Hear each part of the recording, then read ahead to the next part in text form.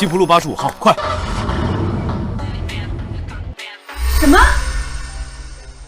你就是历世太子爷找了1个月的那个女人，你还怀上了他的孩子？舅妈，舅妈现在该怎么办啊？这死丫头运气怎么这么好，居然攀上了厉庭轩这高枝？不行，这种好事不能便宜了她。珊珊，听舅妈一句劝，豪门就是个吃人不吐骨头的地方，你脑子不灵光，进去迟早要被他们玩死的。你表姐比你聪明，不如就让她顶替你吧。让表姐顶替我？天啊！本天师献祭神魂，拯救天下以后居然投胎了，让我好好掐算一番，这辈子的命数如何？什么声音？哎呀，完糗了！我堂堂玄学天师，怎么投胎到了这个蠢女人的肚子里了？是肚子里的声音。他们好像听不到声音。珊珊，你表姐正好跟男朋友分手了，还怀上了孩子，反正你们长得有几分相似，到时候厉总找上门来，就说那天晚上是你表姐，孩子你放心生下来，舅妈帮你养。蠢女人，你就听这老东西忽悠吧，到时候我一出生，就会被他送去给你表姐狸猫换太子，没多久还会被便宜爸的婚约对象掐死。舅妈把你养这么大，什么时候害过你？你也好不到哪去，一场车祸就被送走了。我和宝宝居然是这样的结局吗？谁呀？我的便宜爸这么快就来了，唉，看来这一劫是逃不掉了，我就安静等死，准备再次投胎吧。我去开门。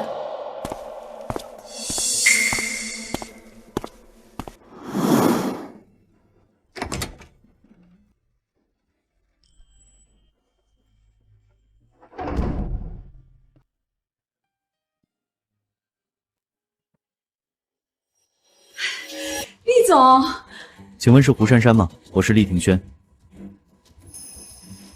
我怀孕了。我可以出钱给你安胎，等你平安生下厉家的孩子，还可以满足你一个条件。胡珊珊，你胡说八道什么？那天晚上跟厉总在一起的明明是你表姐。刚刚舅妈苦口婆心的劝我，要不是听到宝宝的心声，我还以为她真的在为我考虑。厉总，我能证明那晚跟你在一起的是我。你腰间的莲花太极很特别。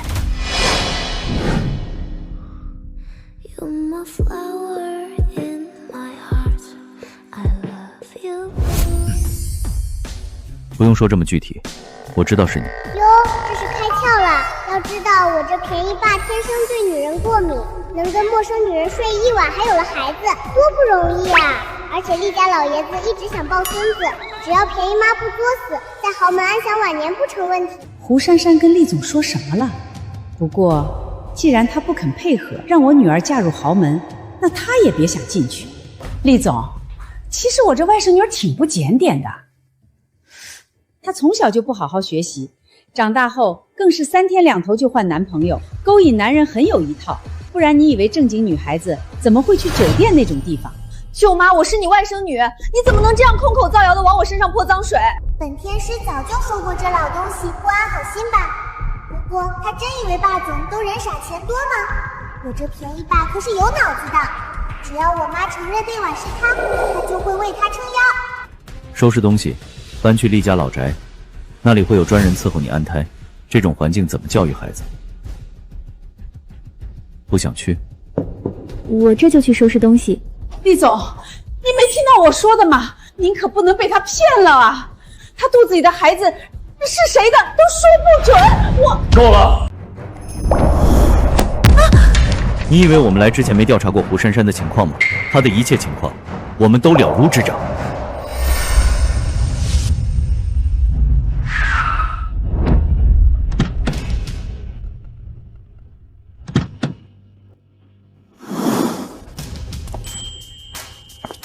欢迎少爷、胡小姐回家。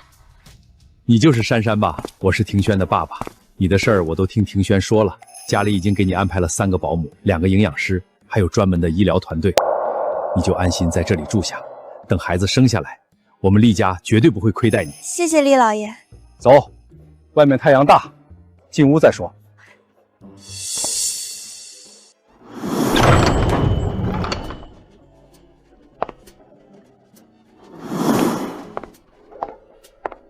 原来有钱人的生活是这样的，看来以后真的能在这里安享晚年了。你真以为豪门那么好进？厉老爷是因为厉家祖父艰难才对你好，但厉夫人就没那么好说话了。听说人接回来了，还怀孕了。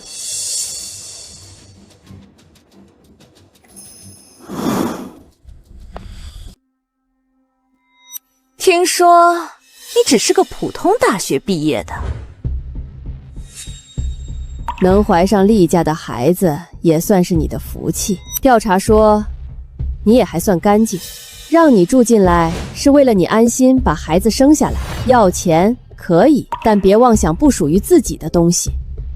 厉家的门不是你能进的。厉夫人果然还是更喜欢便宜爸的青梅贺梦溪。便宜妈要是不想办法讨厉夫人欢心，厉夫人怕是要把贺梦溪叫回国给我当妈了。宝宝，我也想讨好他呀，可我不知道从何下手。哎呀，夫人，珊珊才刚搬过来，你别那么严肃，把人吓着了。又开始头疼了。儿子，过来给我按按。夫人，我帮您。这根本不是普通头疼，明显是被人做局了。他手腕上戴的翡翠镯子，水头是好，但沁色不对，一看就是陪葬品。死人的东西戴久了，可不只是头疼，精气神都会被吸走。时间久了，不止他会昏迷不醒，连同床共枕的人身体也会受到影响。夫人，您手上的镯子才来第1天就觊觎上我的东西了。不，是您的镯子有问题，那是导致你头疼的原因。你知道你在说什么吗？这镯子水头是好，但沁色不对，很可能是陪葬品。死人的东西戴久了，不仅会头疼，还可能危及您和枕边人的性命。什么？你怎么会知道这些？难道你能听到我说话？没时间跟你解释了，宝宝。您这镯子应该戴了没几天，目前影响不大，摘下就可以缓解。不信您试试。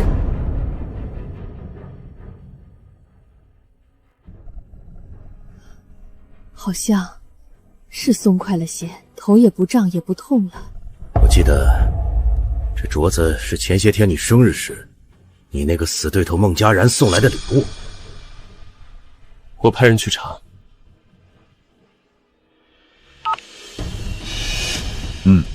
好，查过了，这镯子确实来路不明。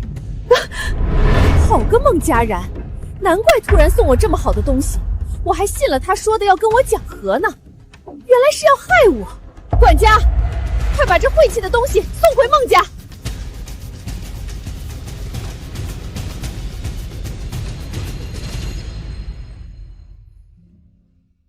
珊珊，你还怀着孕呢，坐着多休息休息。你怎么会懂这些？我说呢，你怎么突然变聪明了？原来是偷听本天师说话，看你现在怎么解释。我小时候身体不好，父母又早逝，被舅舅和舅妈收养，但他们没空照顾我，就把我送去山上的道馆住了好几年。这些都是我跟在师傅身边耳濡目染的。小时候我确实被舅舅和舅妈送去山上的道馆里寄养，厉家既然查过我，肯定也知道这段往事，拿来当借口最合适了。可怜的孩子，没想到还有这种机缘。这次的事儿谢谢你，以后把这里当自己家，好好养着。哼，算你反应快，我这便宜奶奶嘴硬心软，你能得到她的认可，也算离豪门近了一步。既然你能听到本天师的心声，以后就要好好听我的话，本天师带你在厉家横着走。那就先谢谢乖宝啦。第一次见面，我该送你一份见面礼才是。家里也没什么适合年轻人的东西，走，我带你去商场买。庭轩，陪我们逛商场。夫人，您已经给我买了很多东西了，不要再破费了。这点小钱算什么？这套不错，换上试试。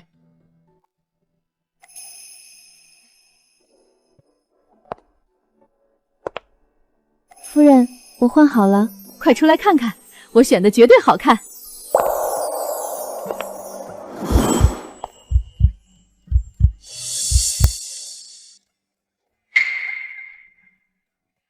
孕妇就要有孕妇的样子，不用在我面前刻意打扮。装货，明明自己喜欢得不得了。我们女人打扮只是取悦自己，你这小子别自恋过头了，你就说好看不好看？还行。按照这个节奏发展，只要便宜爸的青梅和梦溪不回国作妖，我这便宜妈就能稳坐厉总夫人的位置了。珊珊，你简直是我们厉家的福星啊！你帮你厉伯父看的几块地全被划为开发区，地皮价翻了2倍。你前些天给我选的国外大订单也立马就谈下来了。能为伯父和伯母分忧是我的荣幸，这其实都是乖宝的功劳。不过最该感谢你的其实是庭轩，你来了以后直接打破了他好南风的传言，给他解决了不少麻烦。所以啊，我和你厉伯父决定，等你把孩子生下来后，给你和庭轩办一场盛大的婚礼。珊珊，你愿意嫁给庭轩当我们的儿媳吗？都听伯母和伯父的安排。好，好，好。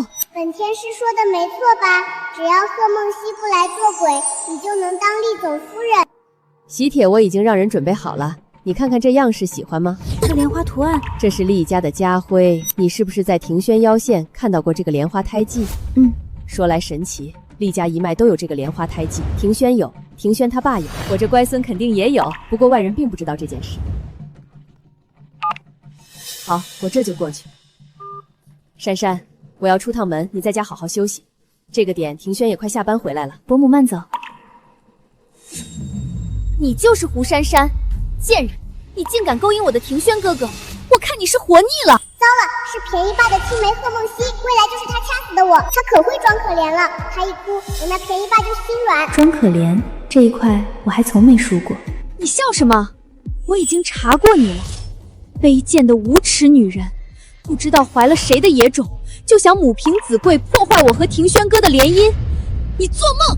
愣着做什么？打不赢就躲过去啊！对不起，我从未想过要破坏你们的联姻。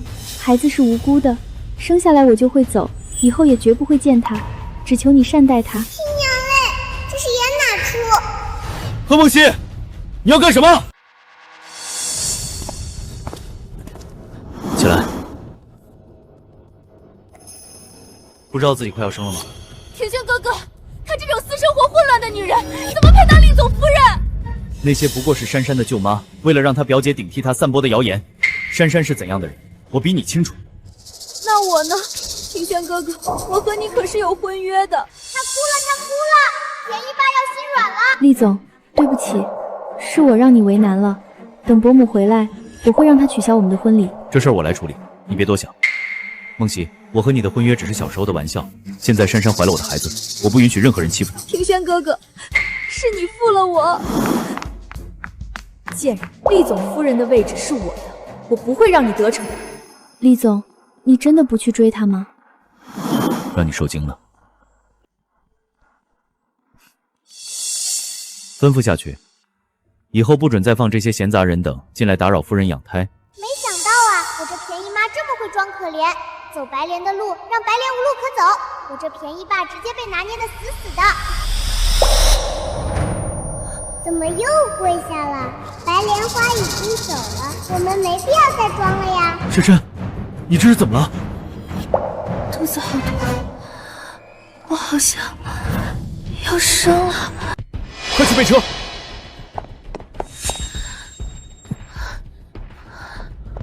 别怕，我这就送你去医院。完了完了，我的妈！你先别晕啊！我刚掐指一算，要出大事了。贺梦溪她……珊珊，珊珊！恭喜厉总，母子平安。哎呀，这宝宝好可爱啊！我们厉家有后了，我要把城西的一整栋楼都送给我的乖孙。珊珊大概什么时候能醒过来？厉总别担心，等麻药过去了，夫人就会醒。庭轩哥、厉伯父、厉伯母，你们都被他骗了，这根本不是庭轩哥哥的孩子。梦溪，我们厉家大喜的日子你就不要再闹了。珊珊来我们家快1年了，她的为人我很清楚，她不会说这种谎骗我们。若是我有证据呢？你有什么证据？庭轩哥哥，你们厉家的人不是腰间都会有莲花胎记吗？你是怎么知道的？是庭轩哥哥小时候跟我说的。可刚刚我问了接生的医生，医生说这个婴儿身上没有任何胎记。这怎么可能？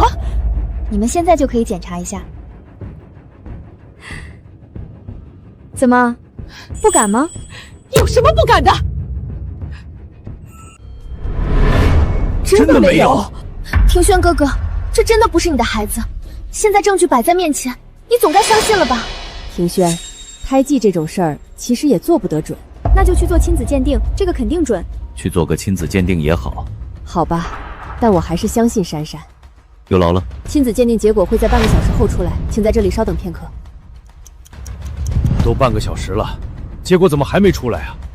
祖先保佑，这孩子一定要是庭轩的。厉总，亲子鉴定结果出来了，怎么样？孩子是不是庭轩的？庭轩跟这孩子真的没有血缘关系。珊珊真的骗了我们。这个女人太可恶了，明明怀的不是庭轩哥哥的孩子，却想母凭子贵嫁入厉家，真是不知廉耻。幸好我们发现的及时，不然就要让她得逞了。庭轩哥哥，这对母子不该留在这里污了我们的眼，我这就让人把他们都丢出去。等他醒来，我问清楚以后自有定夺。庭轩哥哥，你不会是爱上他了吧？他分明就是个贪慕虚荣的骗子，不值得你付出真心啊！我才是真正对你好、爱你的人啊！好吵。胡珊珊，你总算醒了，我们已经识破了你的真面目。你这个骗子，你生出来的孩子根本不是庭轩哥哥的。你在说什么？这孩子身上没有厉家祖传的胎记，而且我们连亲子鉴定都做过了，鉴定显示庭轩哥哥和这个孩子根本没有血缘关系。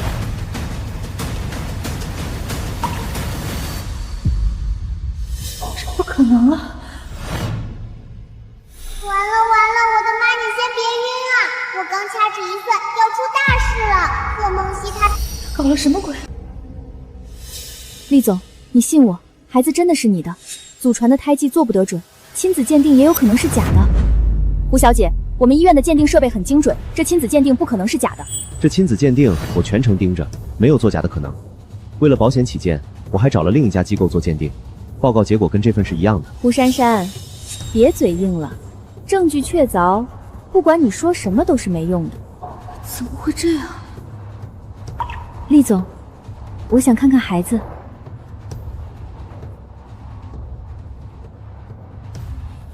乖宝，这是怎么回事？贺梦溪到底干了什么？等等，我醒过来以后，好像一直没听到乖宝的心声。按照他的性子，不可能这么安静。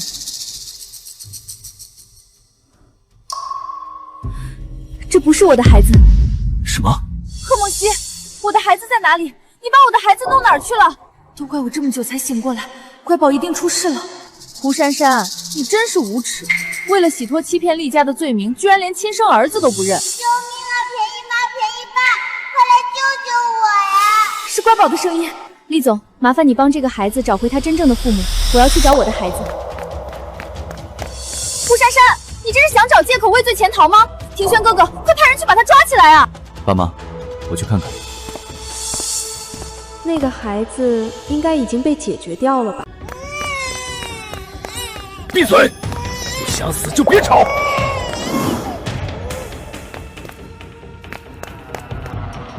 命苦啊！我那便宜爸妈怎么还没发现我被调包了？谁能来救救我呀？要不是我还太小，使不上法术，我一定要给这个拐走我的男人一点教训。完了，出了这医院大门，便宜爸妈就更难找到我了。不要啊！我的妈呀！你总算找到我了，我还以为你傻傻的都没发现我被调包了呢。快来救我！这才是我的乖宝。小姐，你这是要干什么？那是我的孩子，你快把孩子还给我！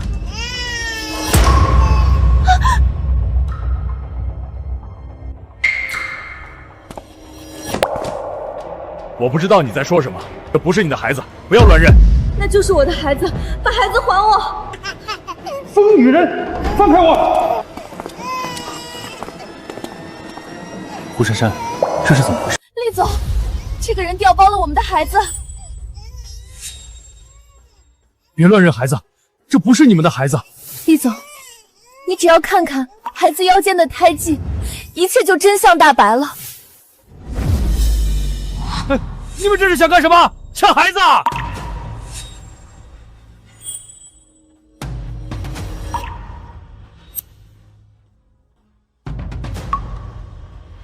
厉总，你看，莲花胎记，这真的是我们的孩子？还真是厉家祖传的胎记。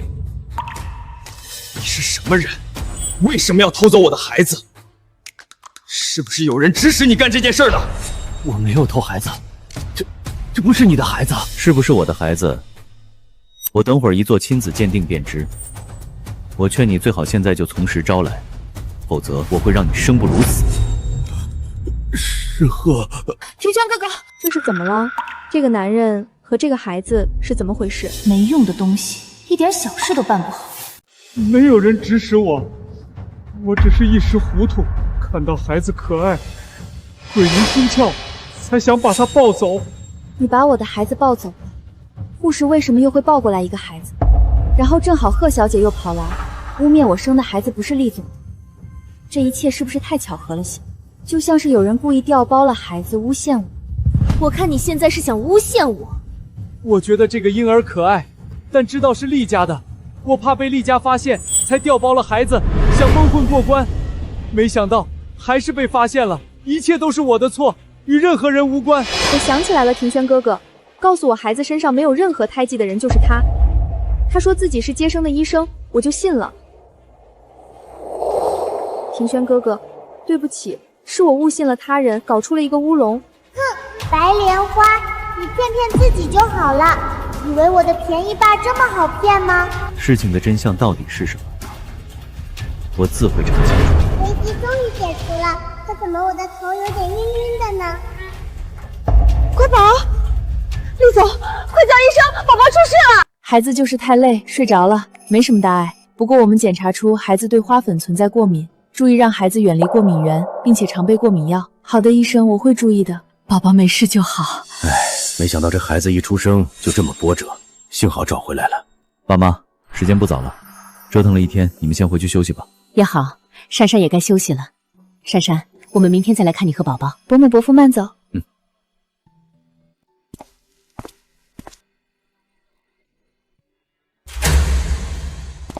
对不起，今天让你受委屈了。今天的事，我不会善罢甘休。贺梦溪干了什么，我很清楚。虽然他已经找人顶罪了，但我不会放过他的。所有伤害你和孩子的人，我都会让他们付出代价。谢谢厉总。庭轩，我在。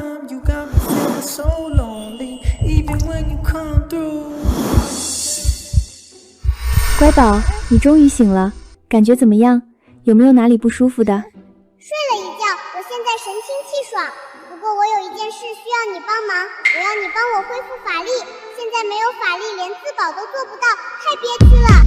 法力是电视剧里那种点石成金，或者挥挥小手就把人教训一顿的法力吗？那都是小法术，本天师上一世可是能呼风唤雨的存在。这么厉害！你要是恢复了法力，我岂不是也无敌了？我要怎么做才能帮你恢复法力？按理说，随着我的年龄增长，我的法力就会慢慢恢复，但那太慢了。如今能最快恢复法力的捷径就是积累功德。积累功德？简单来说，就是行善积德，好人有好报。你只要做一件好事，帮一个人，就能积累一份功德。这简单，我去拜托厉家的人捐款做善事，功德不就源源不断了吗？哪有这么简单？你我血脉相连，母子连心，只有你亲自做的善事，才能为我影响功德。这是什么？这是功德珠串，每次你帮助一个人，就会点亮一颗珠子。等你把上面的108颗珠子全部点亮了，我就能攒够功德，恢复法力了。那我岂不是要帮助108个人？没错，妈咪，任重道远，你要好好加油哦。干妈，您一定要帮帮我。庭轩哥哥为了胡珊珊那个女人和她的孩子，居然取消了跟贺家的所有合作。贺家为了自保，跟我断绝了关系。干妈，我现在只有您了。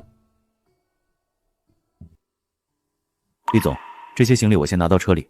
总算能出院了，一直待在医院，我都快无聊死了。而且我这笨蛋妈居然一点功德都没积攒上。我爷爷从国外回来了，说要见见曾孙，现在已经在回厉家的路上了。等回到家，你就能看见他。第一次见爷爷，我是不是该打扮一下？不用，爷爷很随和，很好相处，你不用担心。走吧，回家了。厉庭轩真好看，以前做梦都不敢想，有一天会嫁给这样一个英俊潇洒又事业有成的男人。怎么了？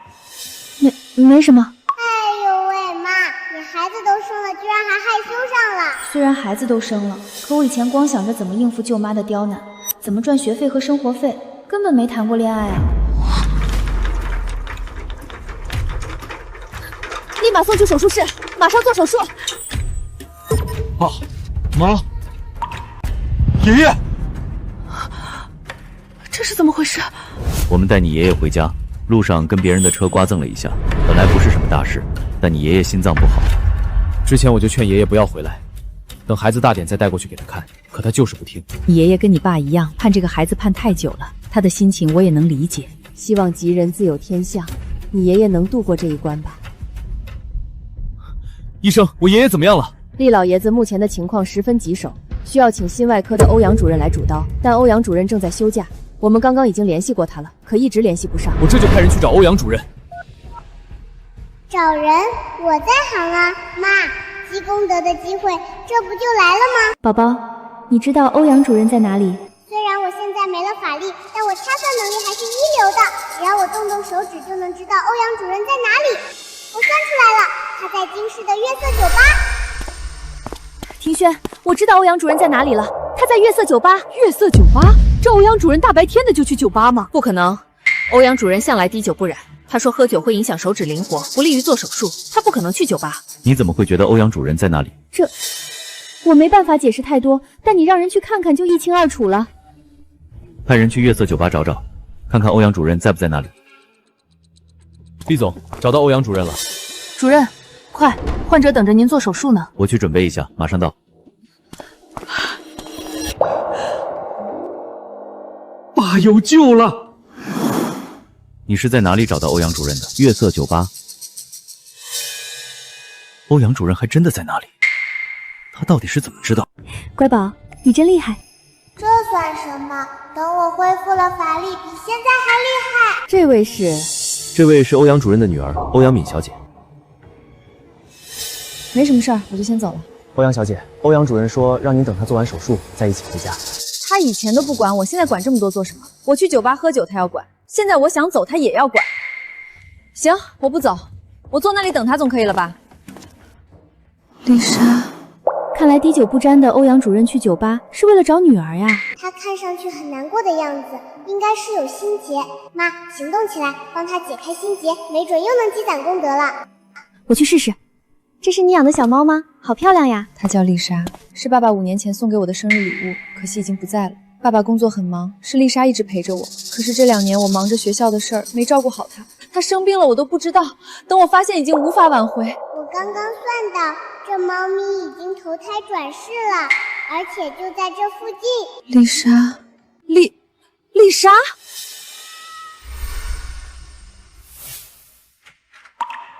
我回来啦，丽莎。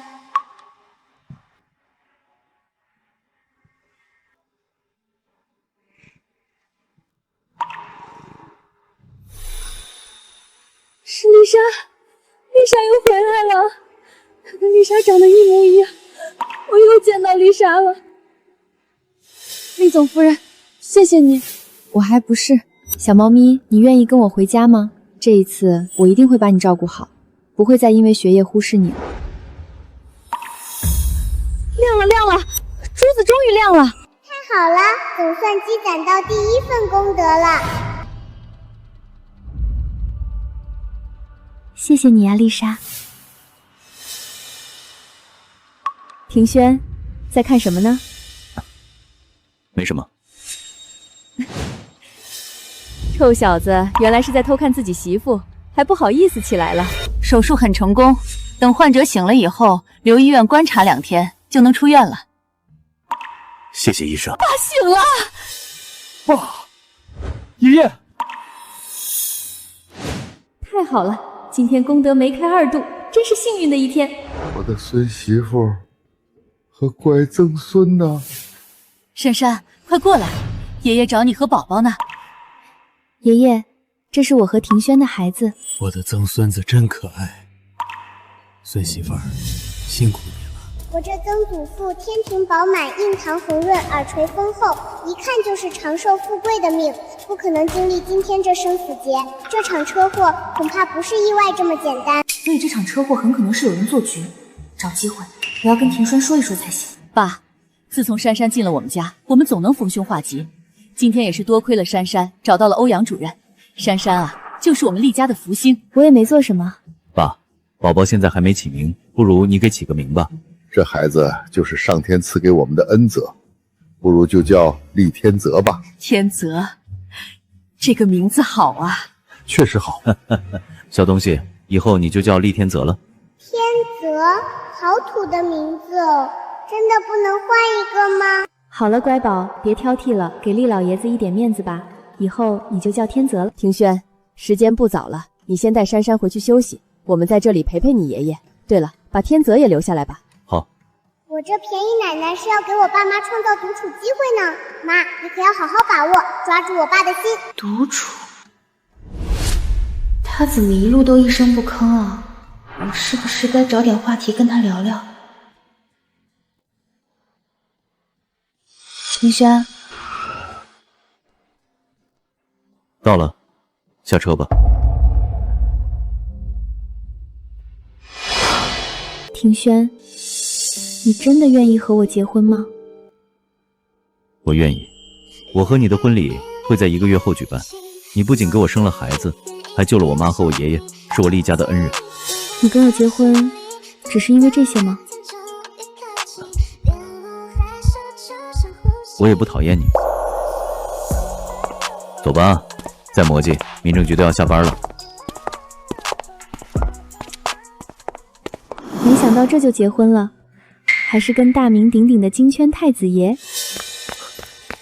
厉总，丹国的王子提前来了，邀请您今晚参加晚宴。好，我会准时参加的。今晚有个饭局，是丹国的亨利王子设的晚宴，我要赴约。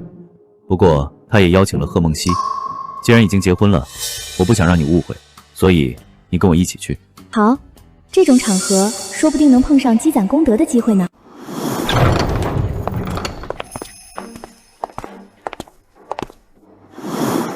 庭轩，你来了。今天这个场合你把她带出来，不合适吧？我老婆作为家眷出席，没有什么不合适。庭轩，你误会我的意思了。今天的贵客是远道而来的丹国王子，胡小姐哪接触过这样的上流人士？只怕是连用英语打个招呼都难吧？这就是厉家的那个少奶奶吗？山鸡也能当凤凰，就她也配见到王子的尊荣？你还是别开口了，否则闹出了什么笑话就不好了。是啊，庭轩，我和你母亲毕竟相识多年，知道厉家一向行事稳重，有口皆碑，可别因为一个不识规矩的女人坏了名声。你就这么确定我会给厉家丢脸？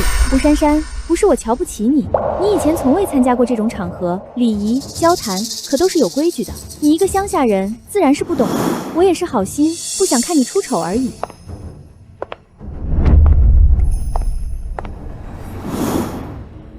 Good evening, Your Highness. It's truly a pleasure to meet you.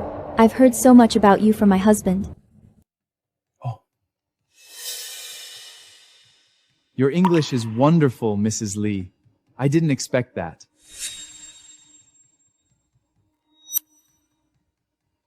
不好意思啊，忘了提前告诉你，我大学的时候就考过雅思了。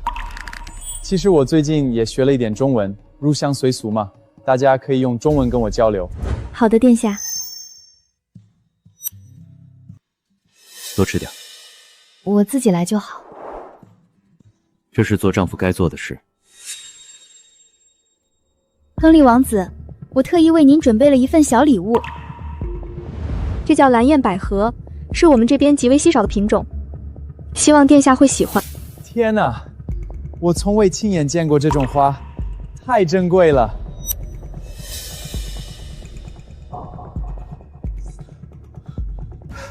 Help! Help! 立刻去找医生！亨利王子刚才还好好的，怎么突然成这副样子了？很可能是这花让王子过敏了。别胡说！你还好吗 ？I think I'm dying. 天啊，他说他快不行了。我记得，为了照顾宝宝，我包里有医生开的花粉过敏急救药。别担心，我能救你。这是花粉过敏的急救药。吴珊珊，你就别来添乱了。万一你这一瞎弄，害死了王子，你担得起这个责任吗？依我看，还是等医生过来，等医生过来，他尸体都凉透了。I feel good now。是你救了我。你的妻子，她太了不起了，勇敢、聪明，就像天使一样。没错，她就是天使。又被他抢了风头，每次都是他，真是晦气。再这样下去，你迟早被他压得抬不起头。谢谢你，我要当众感谢您，而且我想给您一个特殊荣誉称号——丹国贵宾身份。不，我只是刚好有药而已。要谢的话，就谢我的丈夫吧。当然了，我已经决定要和你的丈夫达成合作。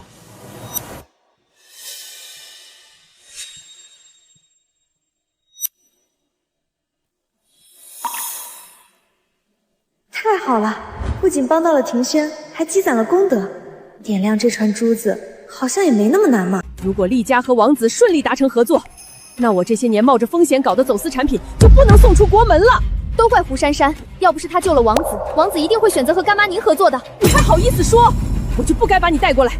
成事不足，败事有余。我也没想到王子会花粉过敏啊。这个胡珊珊到底是什么来头？一而再，再而三破坏我的好事。他就是个普通人，没爹没妈的。对了，他有个舅妈叫黄芳，在我们赌场欠了不少赌债和高利贷。像这样极度缺钱的人，让他干什么，他都会干的。对哦，我们只要控制住他，一定能搞砸合作。乖宝，你看这条珠串项链终于全部点亮了。虽然一开始只是为了积攒功德而去行善。好可爱的小狗呀，多吃一些。哎呀，奶奶，我来帮你。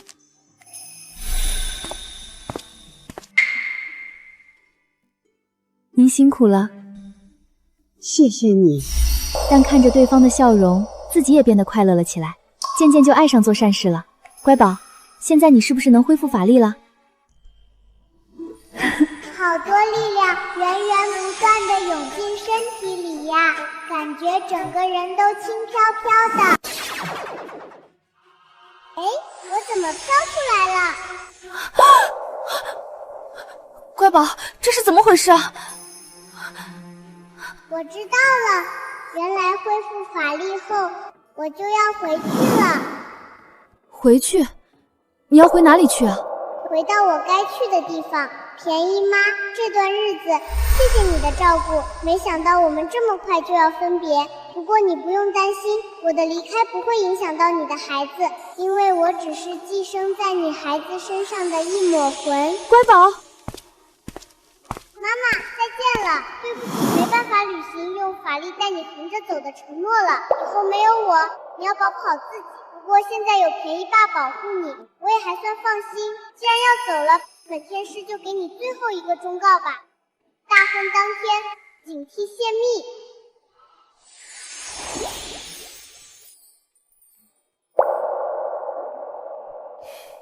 乖宝，你放心，我会保护好自己的。谢谢你这段时间陪着我，帮助我。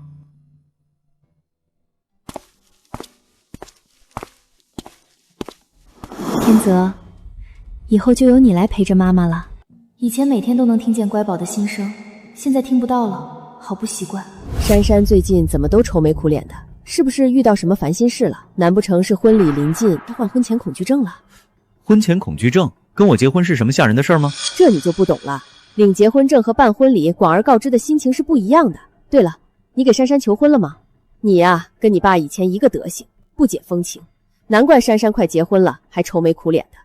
她不开心，是我的问题。庭轩，你怎么突然带我来这里？先下车，我给你准备了惊喜。给。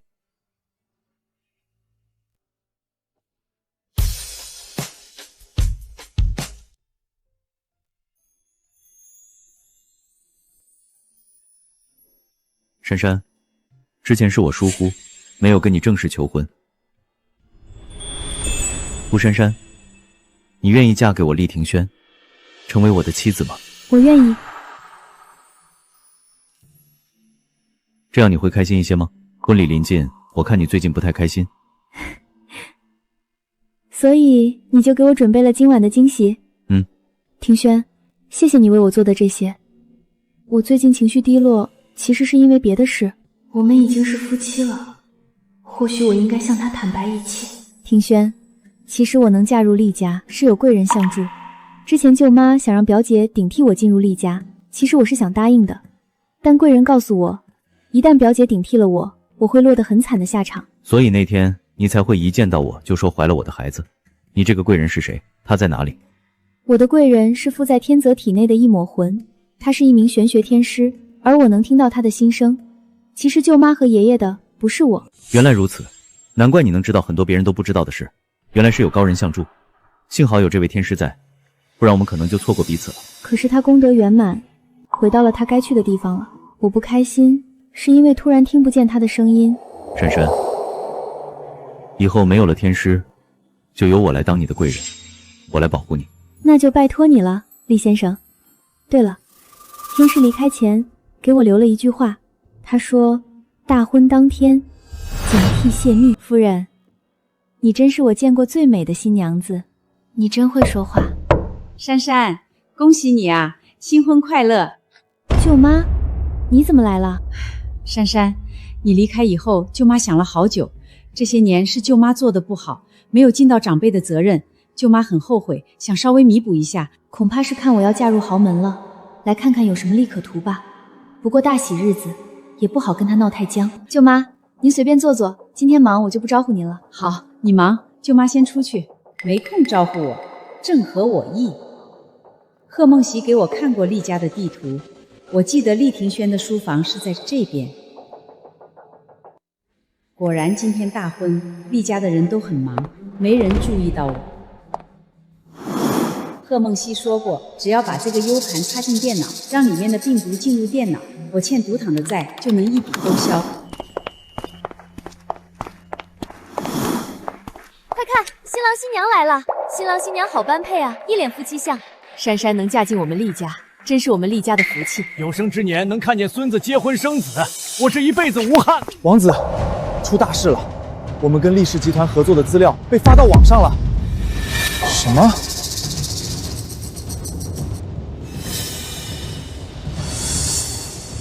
怎么我跟厉氏的合作也被发网上去了？大家快看，厉氏泄密，导致合作商利益受损，厉氏的股价在一路下跌。厉总，虽然今天是您的大喜日子，但厉氏泄露了这么重要的商业机密，必须对我们丹国有个交代。我们有权终止跟厉氏的合作，并且索要高额赔偿。亨利王子，各位宾客，稍安勿躁。这件事，哎呀，我是不是来的不是时候？厉总，听说您今天结婚，我特地来贺喜。不过，你好像有更重要的事情要急着处理吧？商业泄密可是大忌，你怎么这么不小心啊？我懂了，泄密的事肯定是孟家人搞的鬼。没有证据可不要张口就来啊！我可以告你诽谤的。厉夫人，以前你老是压我一头又怎样？现在还不是败给了我，而且是一败涂地。一败涂地，说的是你吧，孟家然。各位，麻烦大家看清楚网上泄露的那些资料的真实性。这不是我签署的资料啊！这数据错的离谱，根本不是我提供给厉氏的数据，所以这次的泄密是假的喽。看来是有人恶意散播谣言，打压厉氏。厉氏刚发声明了，说网上散播的资料都是假的。厉氏的股价也恢复正常了，真是虚惊一场啊！这，干妈，我什么也不知道啊！孟家然、贺梦溪，你以为你们派个人来给我的电脑植入病毒就能窃取到厉氏的商业机密吗？此人趁着婚礼潜入我的书房，想给我的电脑植入病毒。老实交代吧，是谁派你来的？幸好珊珊跟我说了天师的忠告，我有所准备，不然可能真会被孟家然和贺梦溪得逞了。是他，我欠了高利贷，他答应帮我还，但要求我潜入厉总的书房，给他的电脑植入病毒，以便窃取机密。你胡说！轩哥哥，就算你讨厌我，也不能找人陷害我啊！厉总，我有证据证明就是他指使我的。那天我录了音，求求你放了我吧，我已经什么都招了。人证物证俱全，你还怎么狡辩？干妈，谁是你干妈？我没你这种恶毒的干女儿，没想到你居然想泄露厉氏的商业机密，以后我要离你远点，不然哪天你泄露了孟氏的机密怎么办？当务之急是立马跟贺梦溪撇清关系。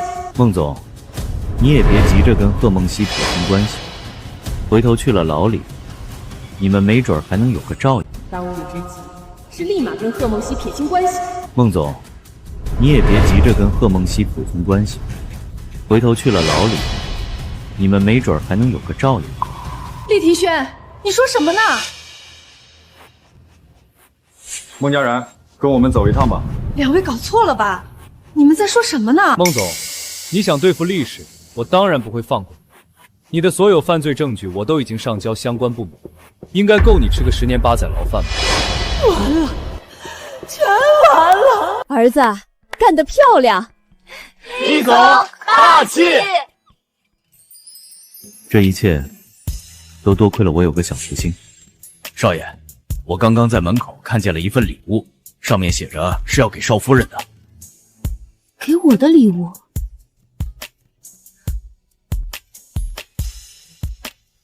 这是什么？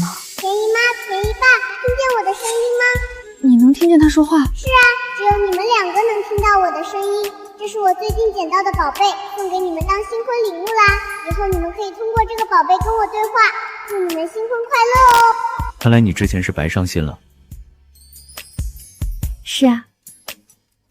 厉夫人，时间不早了，我们要去礼堂举办婚礼了。好。